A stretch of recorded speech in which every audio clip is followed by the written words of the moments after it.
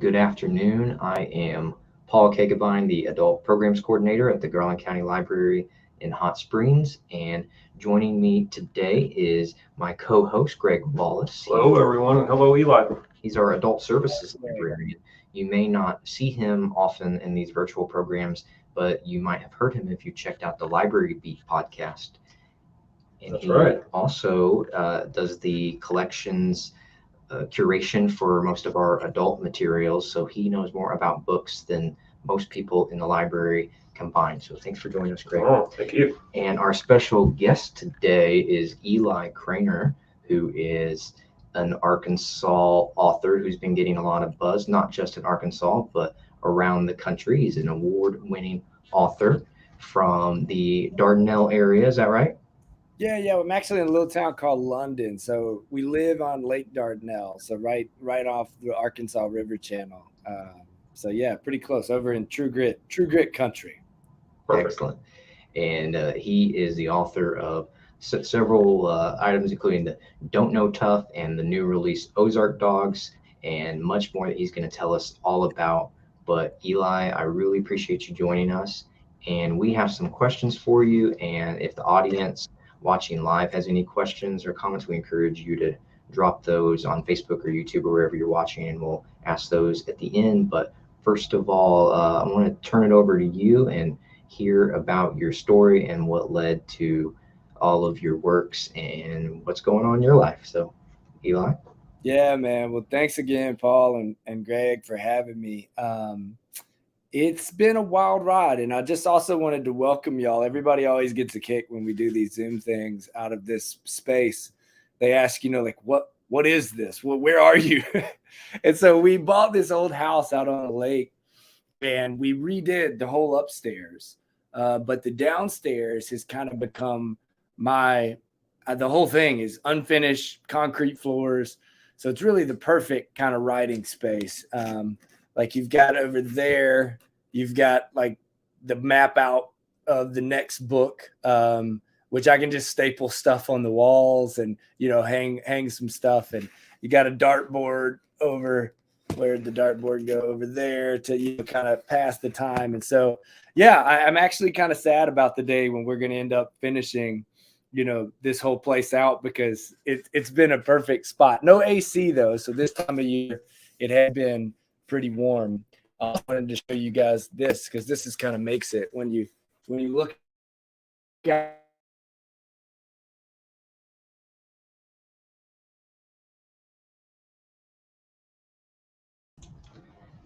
Eli, you might be having technical difficulties. You're frozen. For writing. And that's where I guess the question with you guys. Are you guys still there? We are here. It didn't like it when you moved your camera around, but I didn't get to see the view. Okay, no worries. Everybody, are we back now? We're back. You're a little choppy, but we can hear you. Oh man, I moved things. I moved it, and it got mad at me. Okay, so back to like me and where I got into writing. So I really think for me, it started. My parents were both public school teachers. And if I can trace it back to like the moment that I really started thinking, okay, I'm going to be a writer, it was probably about the summer before like middle school. And my dad is a counselor and I'm playing sports. And I guess I think he thought like this kid's becoming too much of a jock. Like I was too much focused and not focused on school stuff. And so anyway, one summer he comes into my room, like as soon as I wake up, and he drops like a pad, like a journal, like one of those composition notebooks, like on my bed, those black and white, like marbled composition notebooks. And he's like, son, you're going to have to write a page in this, and you're going to have to read 20 pages out of any book you want before you come out of your room, like before you go play and ride your bike around the neighborhood, whatever. And so I hated that, like every summer day started in that journal with me writing like, this is the worst day ever after writing this stupid journal. But what happened was I did that like all the way through to high school. He made me do that every summer. And so I was reading a lot of books, 20 pages a day. I was writing, a page a day. And I think it's just like anything else. Like if you're the fastest kid in school, you love to run. If you're the tallest kid and have some good hand-eye coordination. You like basketball. What happened for me was I got good at reading and writing. And so I liked it. I always loved English. So that was this weird combination that went all the way through my college days. I played quarterback in high school, played quarterback at Florida Atlantic, and then Ouachita Baptist University. And I was always an English literature major. So it was like, you know, I was one of the few males, like one of the few dudes in any of the classrooms. And then I also happened to be the quarterback, you know, like of the university. Everything changed for me with this guy named Johnny Wink. He's a professor at Ouachita, and he's just the zaniest, coolest guy. And he taught intro to creative writing. And just, I ended up writing story after story and would slide them under his office door like after hours, and he'd send them back all marked up. I was hoping when I got done with Ouachita that I was going to go and try and get an MFA. Like I really was serious. I wanted to write books, you know, for a career.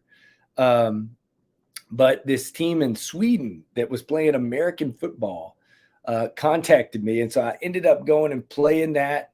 And then when I came home from that, I met my future soon-to-be wife and had long hair. And she told me like I needed to get a haircut and get a real job. And so the only thing I could do like to get a job was become like a football coach. Like I didn't even have a teacher's license, you know, so I hit up some of my old coaches who were in high school world and took my test to be a teacher. And so that was about 5 years of my life was coaching, and writing really died down at then just because coaching is such a time intensive thing.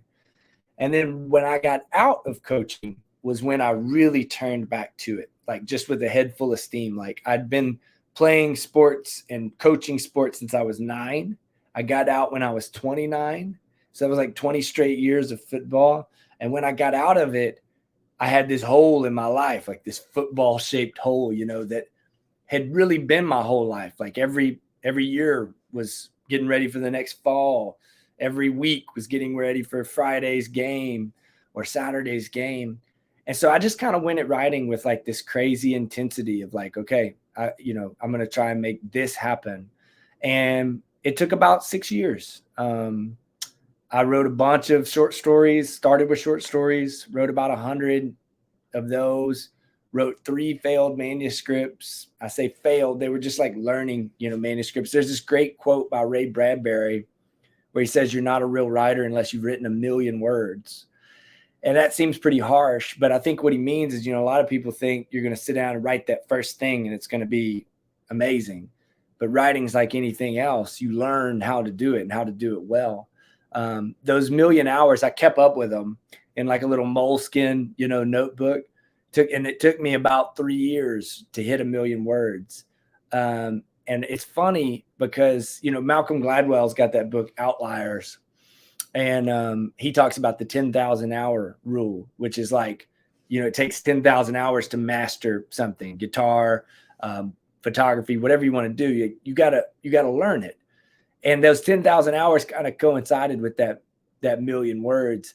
And so after I'd written those 100 short stories, those 3 manuscripts that were kind of learning, I wrote this line: "Still feel the burn on my neck. Told coach it was a ringworm when he picked me up this morning, but it ain't. It a cigarette burn, or at least what a cigarette do when it's stuck in your neck." And I wrote that on a lunch break, like during school. And that ended up being the first chapter of Don't Know Tough. So it is kind of, I know it sounds like almost too good to be true that like I wrote those 1,000,000 words. And then right after I finally like cleared that moleskin out, that was the next thing that came out. The true story, the big story for anybody out there wanting to do it is I finished Don't Know Tough in like 2016. And, you know, it didn't come out till 2022. It was rejected by over 200 agents. I couldn't find anybody to take it or want it. They didn't understand what it was. Football was a hard sell. Arkansas was a hard sell. And then it's so funny because basically the same story, the same manuscript, you know, became this book that was a New York Times Best Book of the Year, a USA Today Best Book of the Year. It won the Edgar for the debut novel. It's the same book. So it just goes back to show, you know, that art is subjective. And if anybody's out there, battling through that rejection, the only good advice I have is to just keep writing. Like even as you're sending stuff off, just keep. It's kind of an old football thing. It's like you get beat on Friday. The easiest way to get over it is by getting back to work on Saturday, looking at the next team. And that's what I did. And so when I finally got in, I had a couple of books done, and this one, just came out a little less than a year after the first one. And I've been able to have a few kind of lined up. So that's a long answer to how I got into all this. Thank you for sharing that.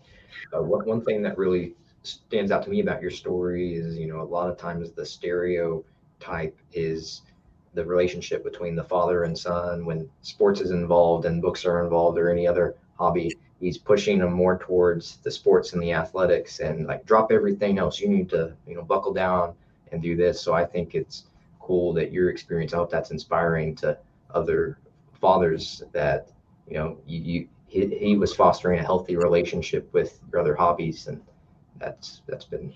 Do you feel like some of the discipline that you learned from being involved in athletics transfers to the discipline required to write professionally? Absolutely. I mean, one of the first things I learned about writing for real and like trying to really make a go at it. And there's absolutely nothing wrong with, just writing to feed your soul and writing and things that nobody's ever going to see. And that's all, great. But I had a goal of trying to get books out in the world, and you have to establish a daily routine. And there's a certain type of momentum, and people, this is like kind of pooped on a lot, people saying write every day. And they're like, oh, that makes me anxious. It makes me nervous. And I get it. I mean, yeah, like I have 2 kids. I had a day job of, teaching. And I'm trying to write, so I understand like it's nerve-wracking to try and carve out those times. But I get up at 5. I sit right back there in that red chair, and I write everything by hand. So I have these like big yellow unlined legal pads. And like the book I'm working on now, I mean, these are some of the pages. Like you can see, like it all comes through as crap, like things get marked out. And I write from like 5 to 7, in that chair. And I don't really worry too much about word count. I used to, when I was first doing that 1,000,000 words, I tried to get 2,000 words a day, because that's what Stephen King said on writing. That felt like if he said it, like I'm going to go with that. It's a lofty goal, especially now. So I just do whatever I can get done in those 2 hours. And then throughout the day, I transcribe it into my document. And that kind of serves as like a second draft. And then my secret sauce is that at the end of the night, after we get the kids down, I call my mom and I read that whatever many, 2 or 3 pages, 1,000 words, I read that scene that I wrote that day out loud to her over the phone. And y'all, it is like, I know that's like the most like mama's boy thing ever.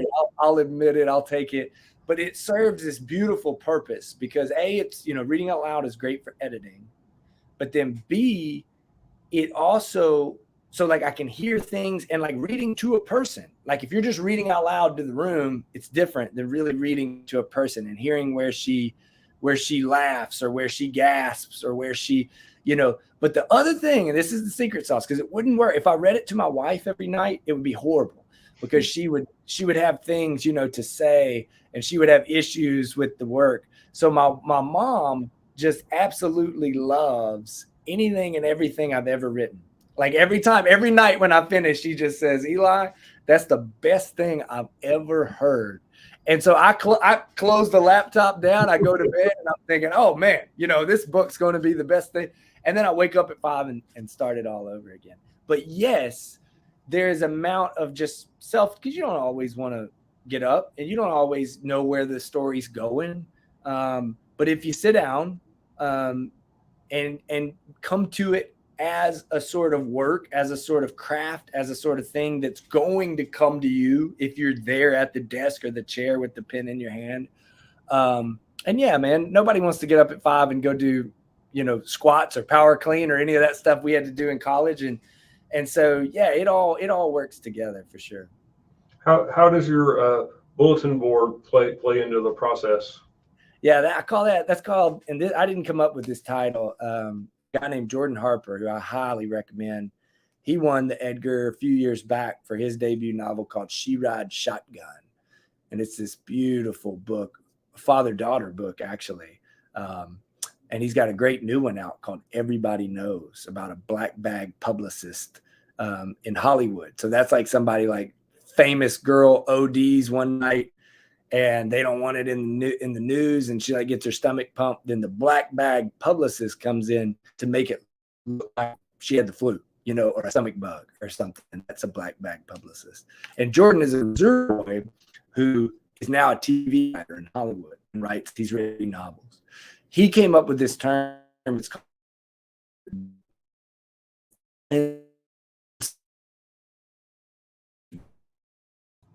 We're having a little bit of trouble. You froze up there, Eli, if you can hear us.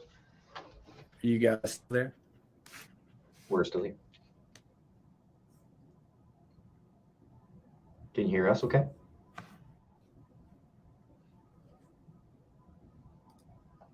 We can see you. Hey, I'm back. Did I lose you guys? Perfect. Okay, my bad. And all I do is, what I do when I very first start a book is I take a big old legal pad, like the 14 inchers, and I try and fill it up with just like random thoughts, like 50 pages, no cohesion, no nothing.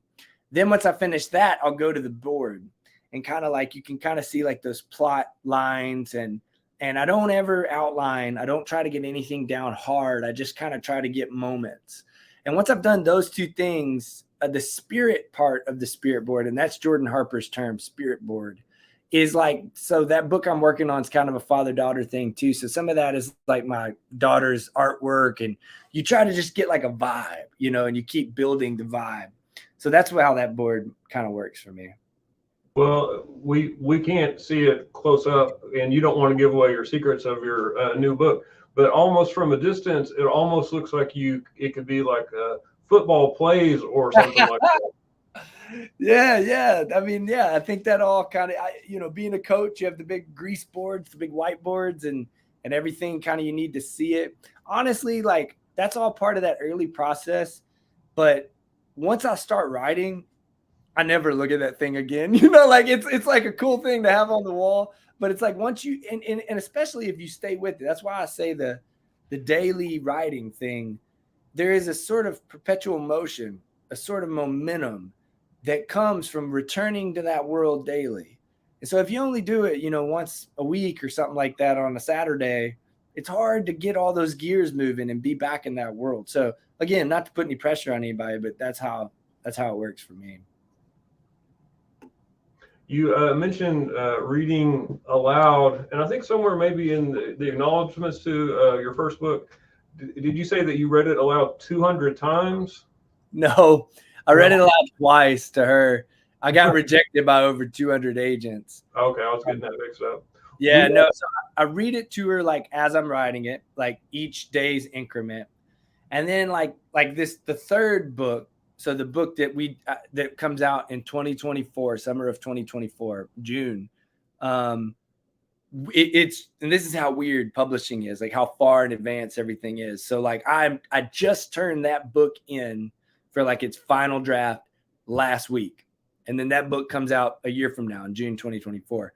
And the book that's on this wall is the book, you know, I'm writing right now. But right before I send that book for like the last thing, like for copy edit, I read it, the whole thing out loud to mom. She usually comes and she'll sit in that chair, and I do the whole, you know, because it's all a different thing. It's a whole different thing than when I first wrote it with mom. Like when I first wrote it, now it's been through revisions and gone through my agent, my editor.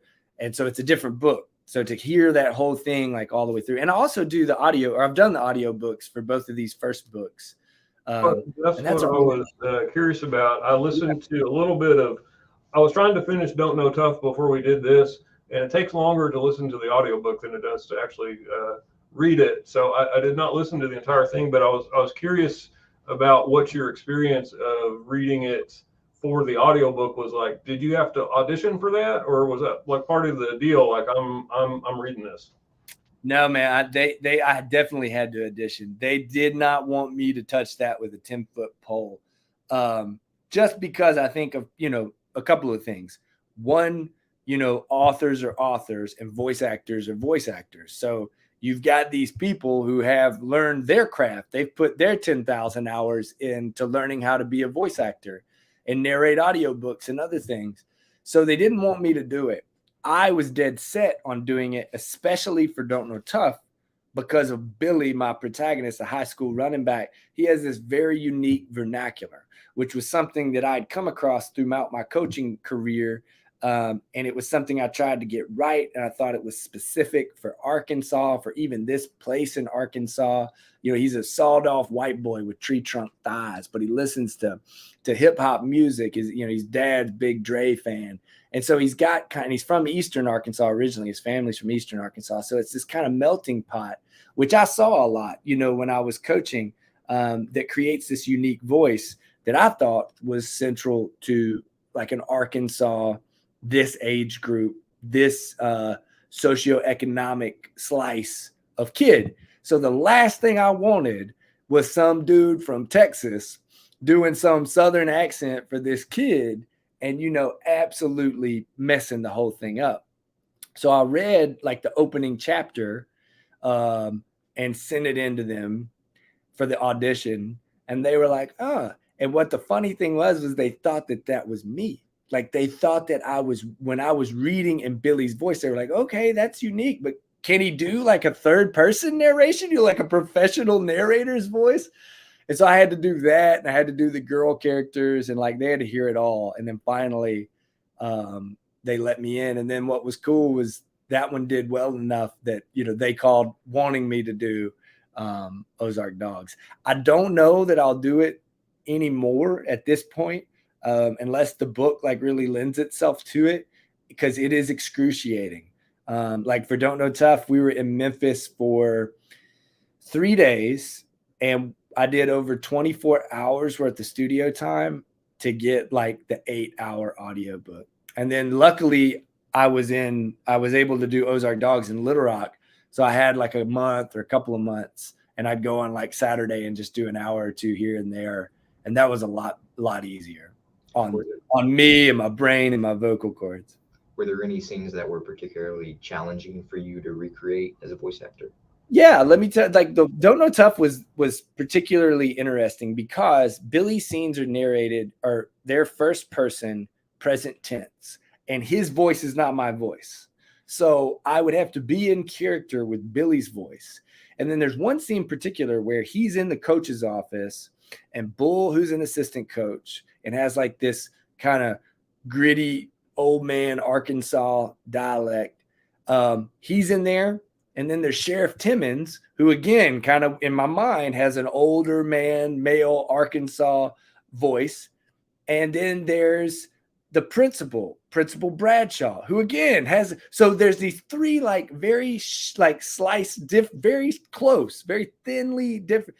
And then there's Billy. So I'm reading the scene in Billy's voice, switching between these three men who all have, same age, same background, so similar voices. And that one was really tough to like never be speaking in my own voice or my professional narrator voice, and then slightly changing their voices throughout.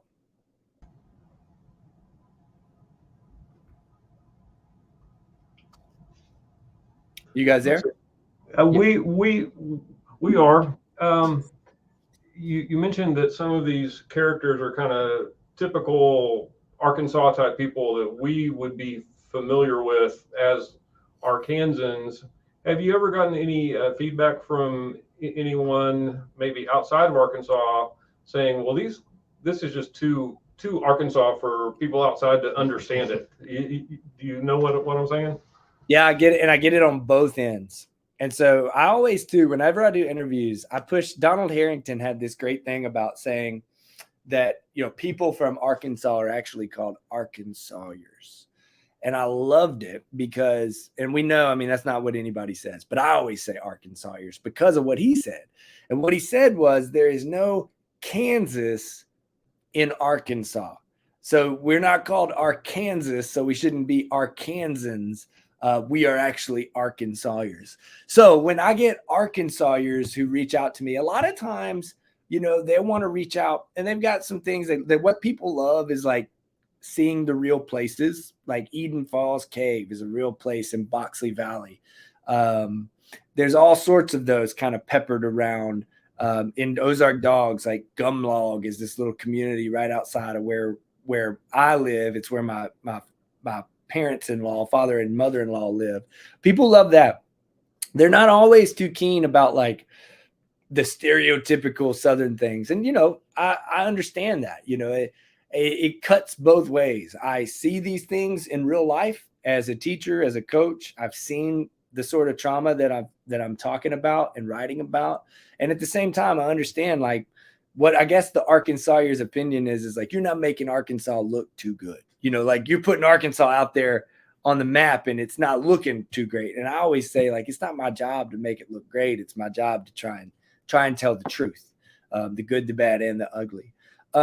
People outside of Arkansas, that was a deal. Like when I was getting all those rejections from agents in New York or places outside of Arkansas, they just almost couldn't believe it. You know, like they were like, you know, what happened was, I mean, I started doing all this like before that TV show Ozark came out, like on Netflix. Stuff like that kind of helped. You know, it kind of helped. Like it all kind of made this perfect storm where people were looking more for stories like that, stories set in that sort of area. So that's helped with both of these two books and helped kind of streamline, you know, the characters and what people are expecting from that. Seems like you might be in kind of a similar lane to Daniel Woodrell, who wrote the Winter's Bone. I know they made a movie out of that. Did you ever get any comparisons? Oh yeah. I a lot. I get a lot of Daniel Woodrell stuff. And I've only ever read Winter's Bone and absolutely loved it.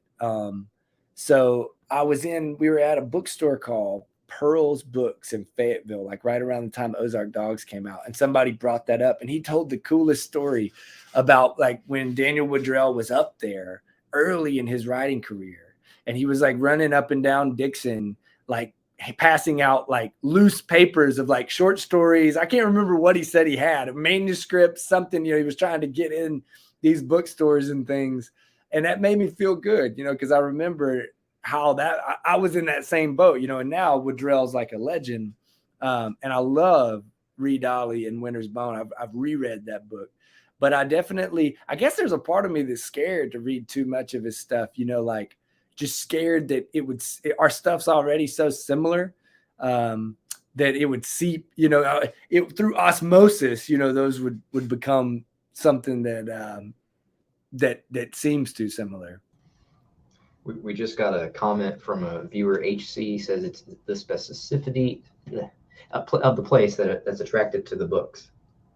So the specificity. That's a hard one. I'm glad the author messed up too. Specificity. Specificity. So he's saying that's what he likes or she likes about the book. Yeah, I'm curious why, rather than using an actual Arkansas town and Don't Know Tough, you made a Denton, Arkansas. What went behind that choice? Yeah, man, I guess just trying to cover my butt, because there's a lot of ways a real town can come back to bite you. You put the Dollar General on the corner of 6th Street in Maine, and it's really on the corner of 5th Street in Maine, and then everybody's writing you saying, well, you put the Dollar General in the wrong. But even bigger than that, you start writing about people or, because everything, everybody likes to ask, where do you get your ideas? And I always tell them Walmart. Like I always laugh and say Walmart.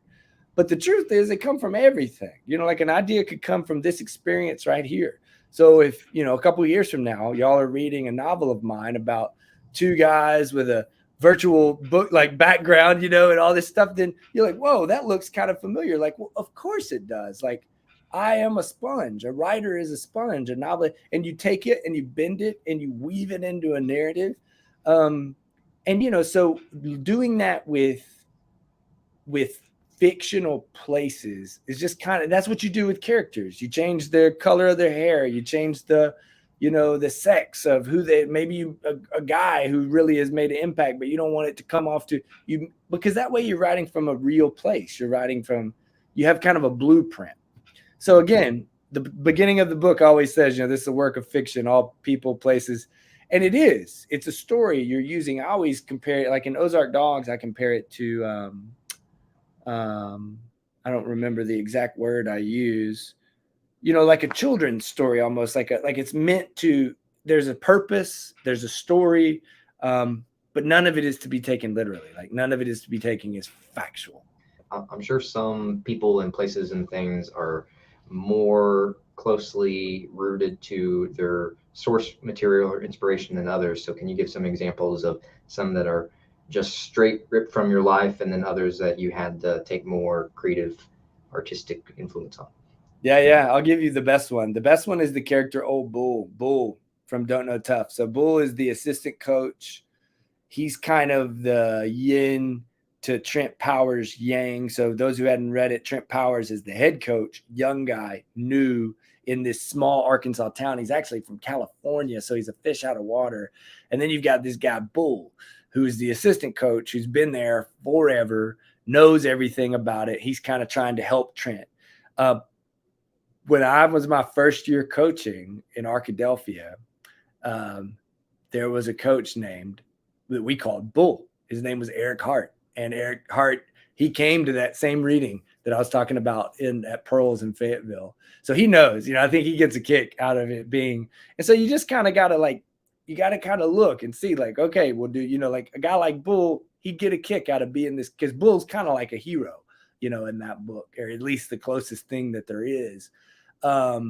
Things that are, like the nuclear, and man, that's that word right there. When I was doing the audio book, like I just said nuclear, I was reading the audiobook for Ozark Dogs because there's a big scene that takes place at like the cooling tower. And I read through that and I say, the nuclear cooling plant or the nuclear tower. And they stop me, like the director stops me. He's like, Eli, that's not how you pronounce that word. And I'll look at him and like, are you sure? Because like people from, where I've grown up here, like everybody calls it, the nuclear plant.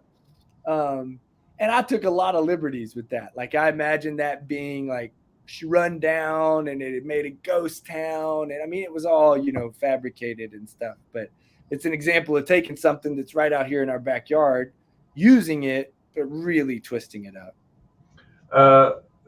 Speaking of things from real life that might end up in your books, I have not read your more recent book because we always have holds on it, which is good news for you. But I haven't been able to get my hands on it yet. But I was talking to our former director yesterday who had read it, and he had a question about an incident that he remembered from real life about, I don't want to spoil anything from the book either, but. Yeah, Greg, and I want to hit you up before you even get into that, is like, when I wrote this book, I wrote it like in 2017. And I was writing, alone. I was writing in a room by myself, reading to my mom. There wasn't a big. So I say all that to say, like, what you're about to bring up is something that I try really hard to like not mention. Like I try to like, and it's just because like we're here in a small town, and it's like that. The book is a novel. It's like it's a crazy Southern thriller, I guess. And so it's like, as it's gone out, and it's just something that I try I don't want to bring any more light than I have to, to that on that end. Fair. Yeah, but that's a good catch. Yeah. I mean, people who are around here, people who know it, it's like, you can definitely see those same things. Yeah. So speaking of that, let's talk about the response to your works. We can talk about the acclaim in a minute, but what has been kind of the response from people and just small town people who knew you personally? Like, did you get any criticism about how things were portrayed or that stuck with you? Man, that's a great question. And it's such like living where I live in Arkansas, I really feel like I'm in this middle zone. Because like when I go to my editors and agents, all people based out of New York, all the big publishing houses are in New York. They tell me one thing, like, you can't say this, you can't write this, this might get you in trouble. And then like all my people around me, people who live in my hometown, maybe they're not my people, but they're people who go to the same church I go to, or, you know, people I've worked with in schools, then they're thinking like a different thing. Like, ooh, you can't say this, you can't do this. So it's really been honestly the most kind of freeing thing, like knowing that I'm not going to make both sides happy, you know? So I'm going to tell these stories. And Barry Hannah is one of my favorite authors. Barry Hannah is a Mississippi author, taught at Ole Miss forever in the creative writing department. And he had this great line where he said, I will read anything, I will say anything, and I will write anything as long as it's true. And true, I think, is subjective, but what I take it to mean is true to me. And so, yeah, like I get all sorts of stuff, you know, and I can never forget the day, like we had this beautiful release party the day Don't Know Tough first came out down at the train depot here in town. And, you know, I've got like 200 copies of this book, and it's like a lot of ladies, like from my mom's like Sunday school, and like people, you know, like, and I'm signing these books and I'm like handing them to them.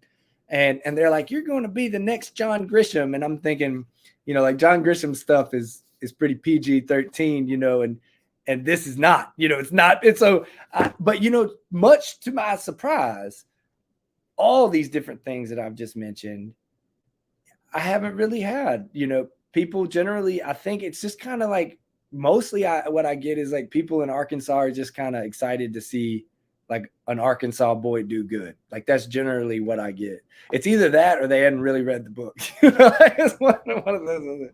It sounds like you're also part of a very supportive group of fellow writers too.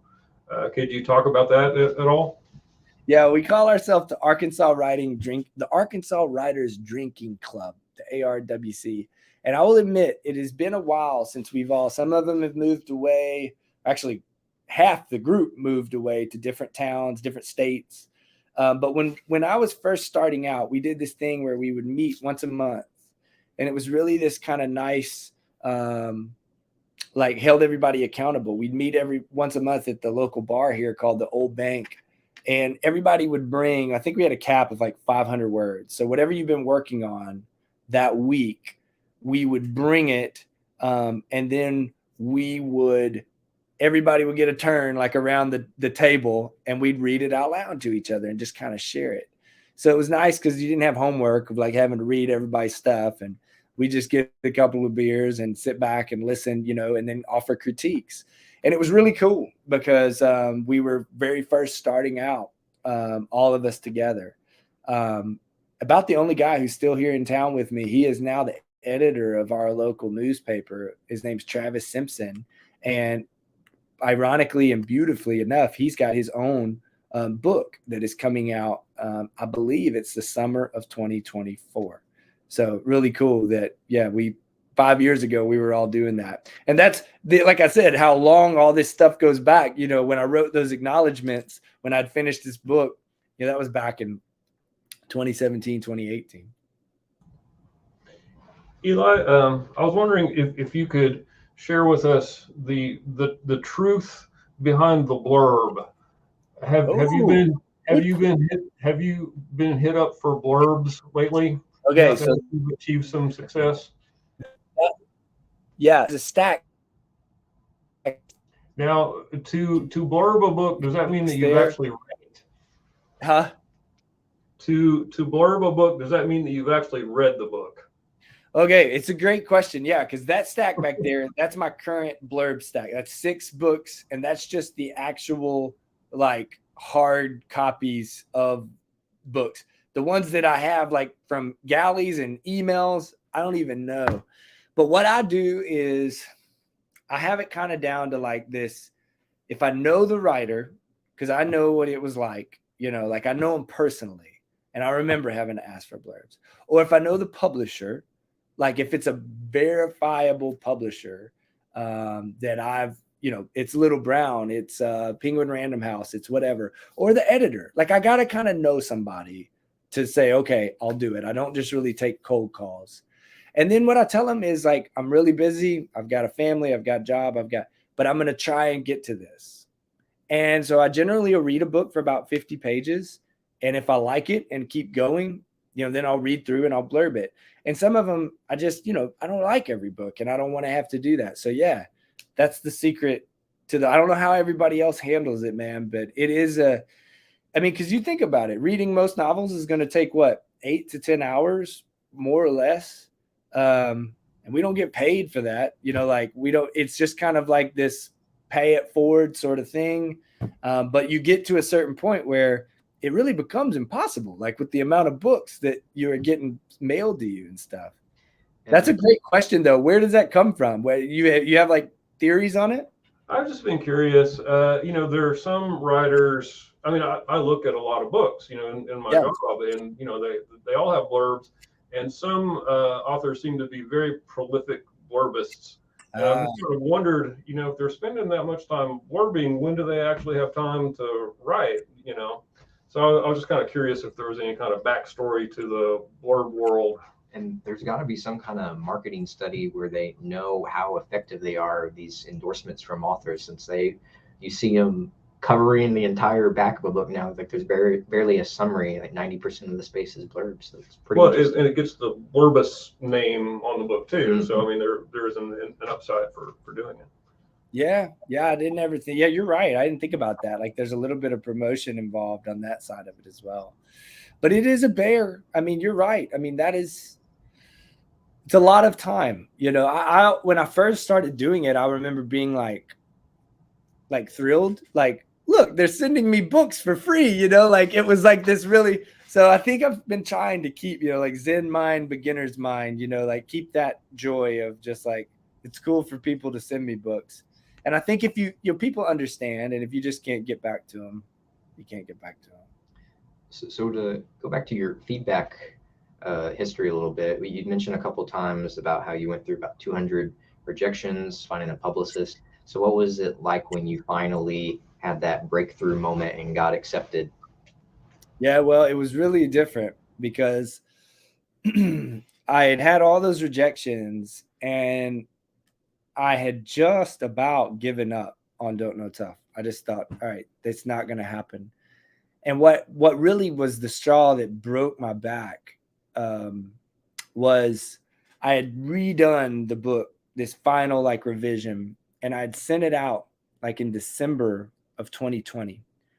And I mean, almost immediately. And speaking of blurbs, a guy named Ace Atkins, who's a great New York Times bestselling novelist out of Oxford. He's another football guy. He played for Auburn. He's a D lineman.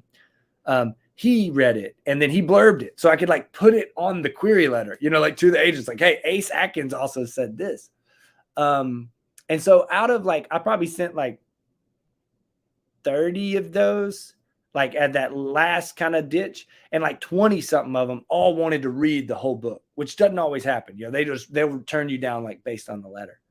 And so I had like 30 or 20 of these books like out with I thought this is it. Like I've revised it. I've got Ace's endorsement. And then we all know what happened in March of 2020. And it was like a domino, like a horrible domino. Like the world shut down, New York especially. So they all request the book like in the start, like I guess that was December of 2019. And then January comes around, they're all requesting the book, and then the world blows up and COVID hits. And I just got email after email of people being like, hey, Eli, like, hey, this sounds good, but like, we don't even know what's going to happen with publishing or what, like, we can't take on some debut unknown guy from Arkansas, not right now. And so I was at the lowest. That was my lowest. And so I self-published a book, a middle grade book called Books Make Brains Taste Bad. I'd never written any middle grade. It was just like I was so dead set on trying to become a novelist.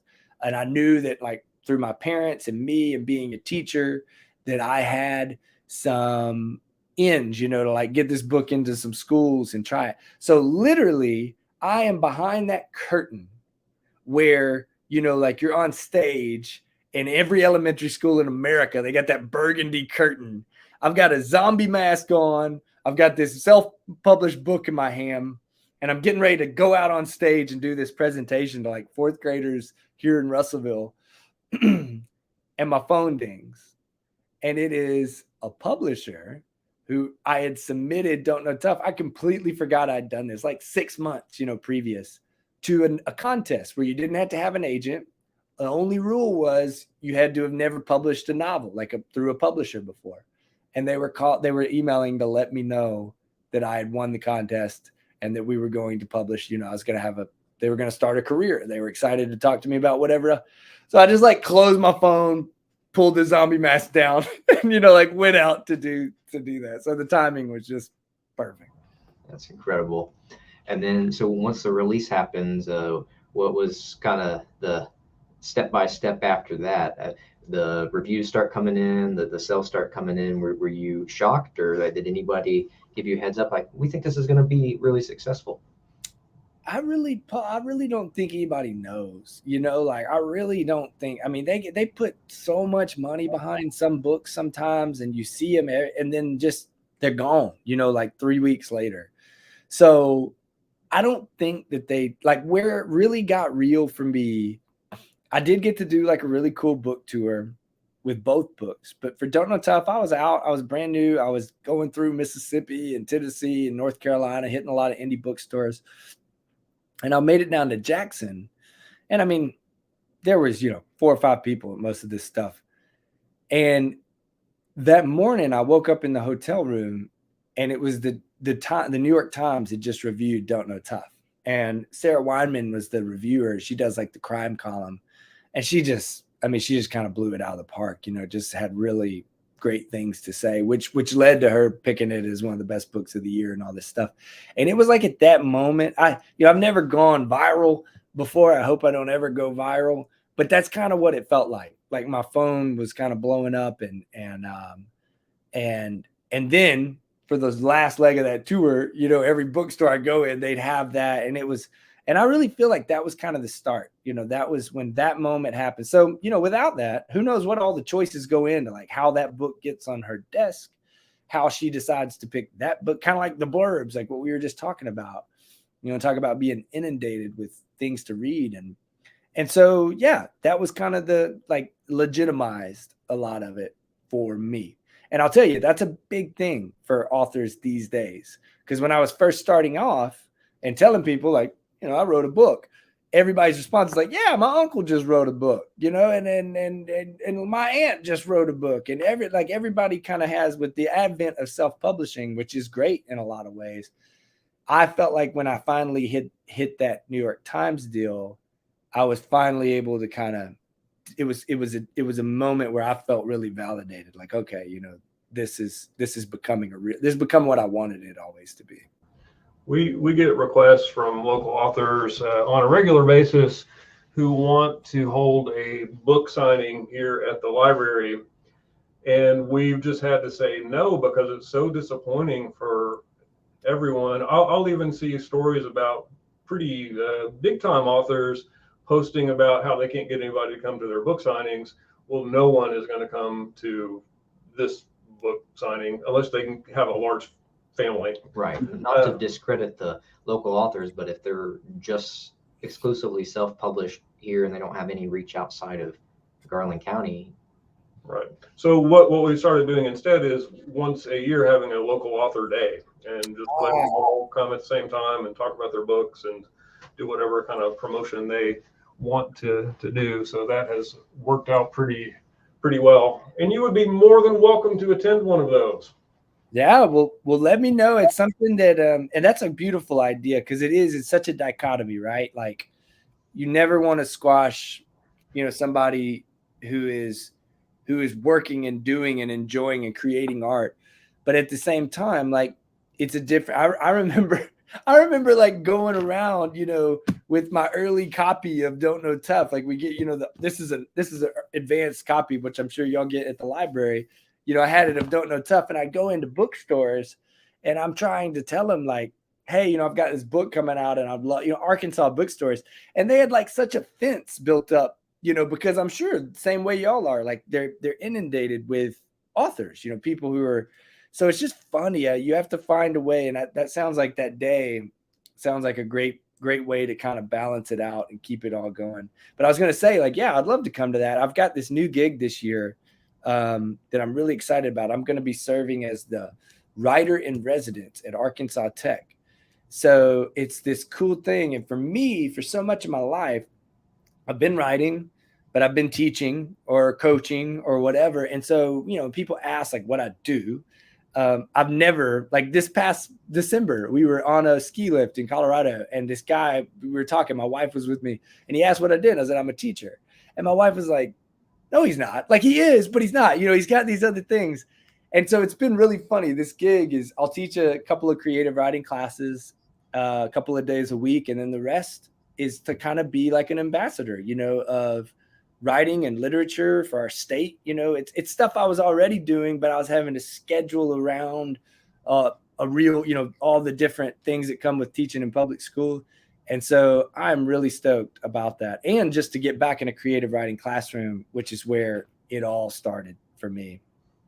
Well, we're getting pretty close to an hour, and I don't want to keep you too much past that. So, but I do want to give a final call for our audience. If you have any questions or comments, I see we have a few already. I want to read off, but while waiting for those, we talked about some of the criticism you might have received earlier, but when you start getting all these awards and praise, is there a particular piece of praise that you feel like you're most proud of? Or is it your mom? Yeah, well, it's hard to beat mom. Let me think. So the Edgar, I'd never been to New York City, and I have always paid attention to, for those who don't know what the Edgar is, it's named after Edgar Allan Poe. I wish I had it down here. It's upstairs. And it's something I've always paid attention to because it's kind of like, you know, the Mystery Writers of America. It's this big organization. They nominate and then they choose. It's a lot of people who are writers, other authors.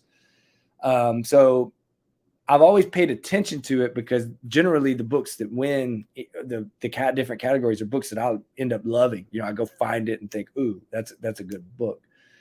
And I remember like the day that like the nominations were announced, like we live here on the lake and I have this loop, I'll walk around the banks. And like I had told myself, like I wasn't going to check my email, you know, until like my kids were gone and all this stuff. And I finally checked it because I knew what day it should have been coming. And there Don't Know Tough was.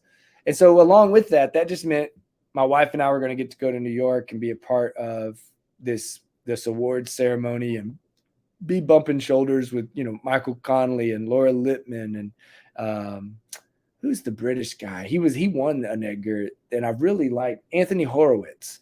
I really like some of his recent they're kind of like Knives Out mysteries, but it was like people, you know, people that are really in there. And we'd never been to New York, either one of us.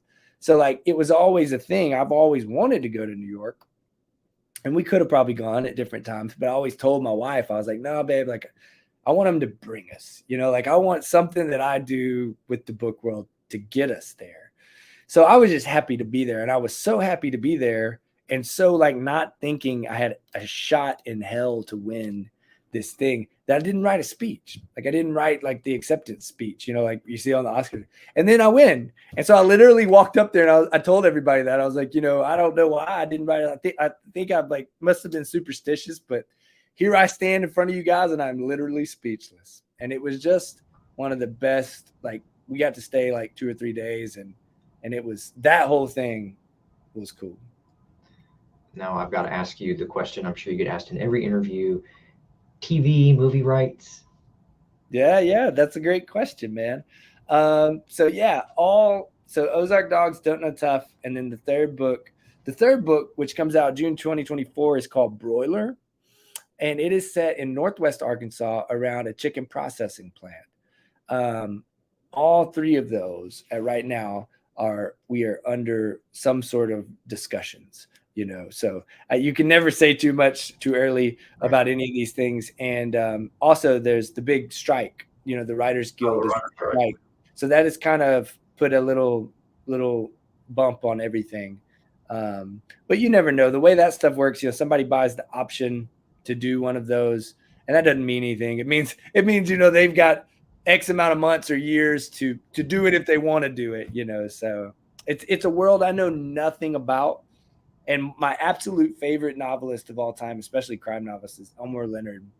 And, you know, Elmore Leonard did Justified. He did, you know, the Tarantino movie was based off, the Jackie Brown Tarantino movie was based off of Rum Punch. But I've read, he has 42 novels, wrote a lot of Westerns too, wrote 310 to Yuma, The Tall T, all sorts of good Westerns, and then switched over to this kind of gritty Detroit and Florida based crime. But I think it was him, and he had things to do with movies. I mean, they made a lot of movies out of his books. But I think he said, like, when they come, he's like, just take your check and then let them go do what they do. You know, you keep doing what you know how to do, which is, I feel like I finally know how to write a novel. So, like, if they would just pay me for them, I'd be perfectly happy, and then they'd go do it. What you're saying is, even though you narrated the audiobooks, you're not willing to act in the film. I don't think there's any room for. I might could be like an extra in like the Ledford clan or something, a bald bearded guy or something. But no, I think I'll stick to writing them. We'll look forward to more news on that. Hey, this isn't quite as glamorous or exciting as Hollywood prospects, but you know, we have tons of older readers here who rely on large print. And I noticed that so far your books do not seem to be available in large print. I don't know if that's anything you have anything to do with, but maybe put a bug in your publisher's ear that there might be a market for large print editions too. Yeah, no, that's something to think. All that stuff, it's completely outside of my control.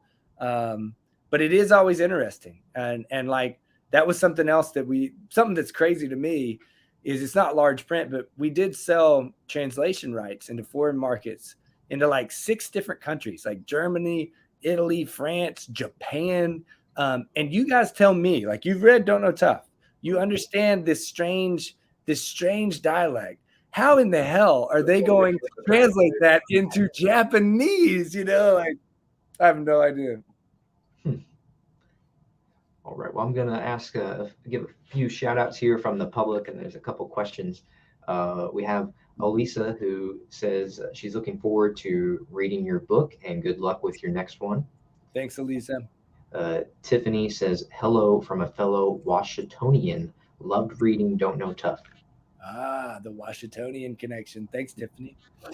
HC's question is, you've been very specific about the types of notebooks and journals you used. Is that part of your ritual, just the right kind of paper, notepad, or pen?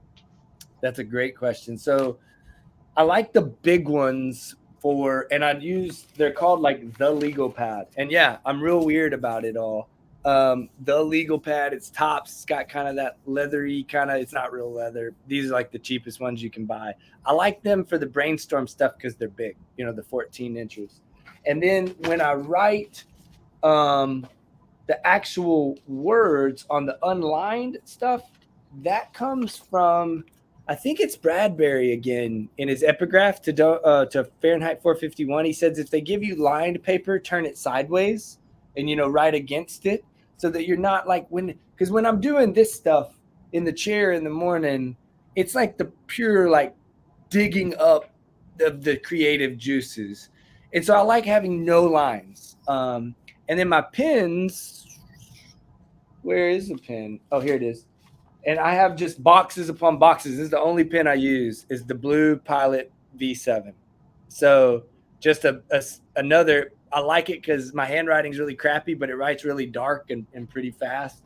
And that's it. And I think this is the pen Elmore Leonard used to use. I've seen him in pictures, or at least seen him in pictures holding them. So that helps me too. So great question. Yeah, I'm definitely a nerd when it comes to that stuff.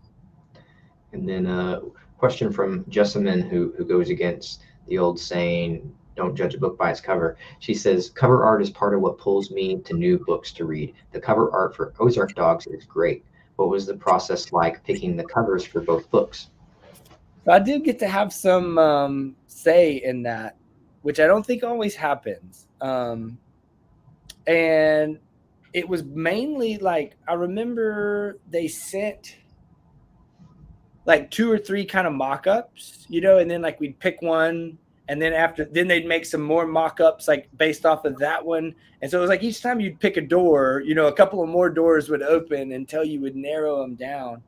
The only thing, and this was such a good thing on Ozark Dogs, was I really wanted a dog on the cover, somewhere but we loved these cars and the color of these cars and so they were going to have to like juxtapose, Photoshop like some junkyard dog, and it just looked so cheesy, but I was still like pushing them, and finally they have the final say, they're like, no, like we're not putting a dog, on that.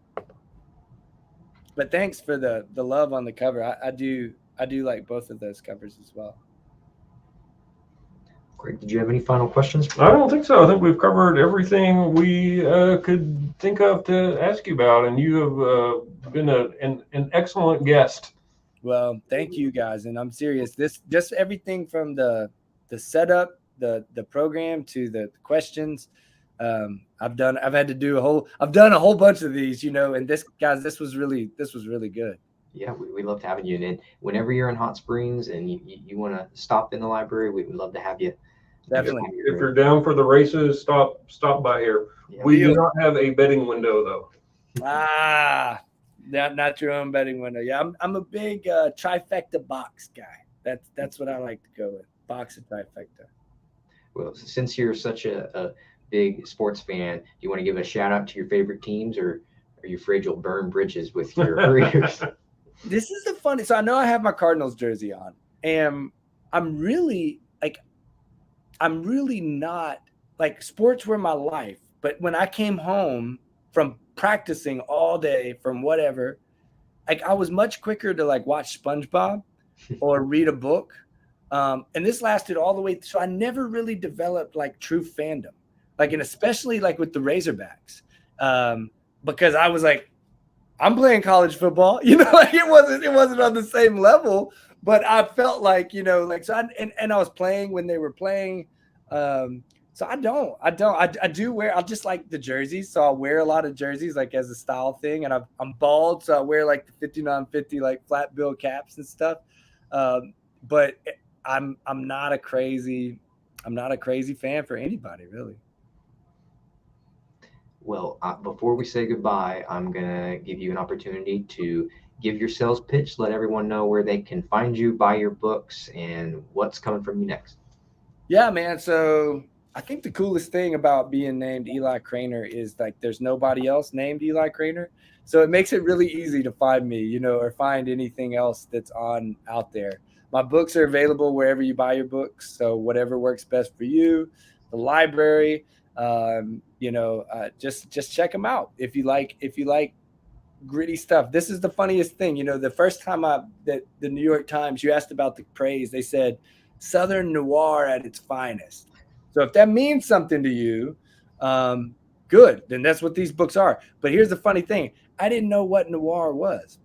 My dad, I literally had written all this stuff that fits noir exactly. My dad calls me when he sees the New York Times thing, and he's like, son, what is that word noir? I was like, man, I don't know, man. But, I think it's good. So then, of course, I look, and now people ask me about that all, they ask me specific noir-based questions or things. So I've gone back and really tried to study up on it. Well, Eli, thank you so much. We will look forward to another book from you next summer, right?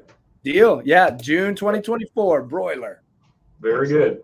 Well, thank you so much. It's been a pleasure. And for anyone watching this live, the recording will be posted on our Facebook and YouTube. So please share it, get the word out about Eli Cranor here. And we look forward to seeing you and the audience in the future. So take care. Thanks, Paul. Thanks, Greg. Thanks.